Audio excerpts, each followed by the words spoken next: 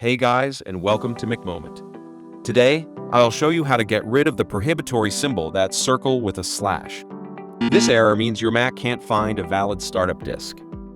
The system has failed to access vital files on the disk and prohibits your entry into the system.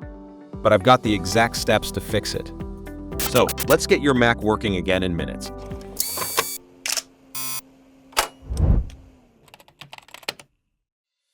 Method 1. Reinstall macOS via recovery mode. If the system files are beyond repair, reinstalling macOS is often the fastest fix. Of course, this won't delete your personal files. Here's how to do it. First, shut down your Mac completely. Turn it on and immediately press and hold Command+R until you see the Apple logo.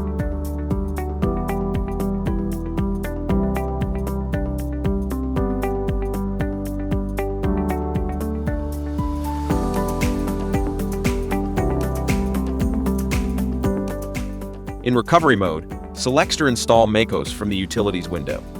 Follow the on-screen prompts. It usually takes 30-60 minutes. If you don't want to reinstall macOS, you can try Repair with Disk Utility First Aid. Boot into recovery mode, open Disk Utility. Select your disk and click the First Aid button to check and repair. Once done, restart to check if your issue has been resolved. Method 3. Reset NVRAM/PRAM. There is a certain probability that resetting NVRAM/PRAM can fix this issue. For Intel Macs, shut down your Mac, press the power button, then immediately hold Option plus Command plus P+R all together. Keep holding for 20 seconds. If your Mac has a startup chime, wait until you hear it twice.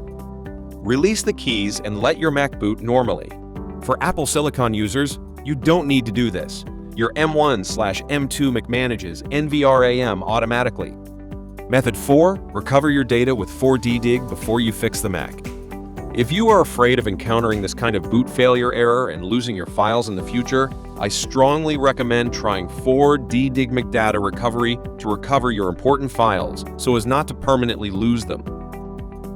4DDiG can easily recover your files, doing things that other recovery software cannot do, even restoring your empty trash can. It supports all kinds of data recovery. It can recover data from internal computer, SD cards, USB, external hard drive, etc. It also recovers files on Mac due to accidental deletion, formatting, system crash, or other data loss scenarios. Now let's launch 4DDiG. Select the location where you want to retrieve your files. Then choose File Types. Hit Scan. After scan complete, you can choose Target File and preview it. Here you go.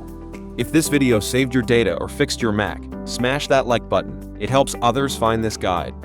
Subscribe and hit the bell for more tech rescues. See you next time.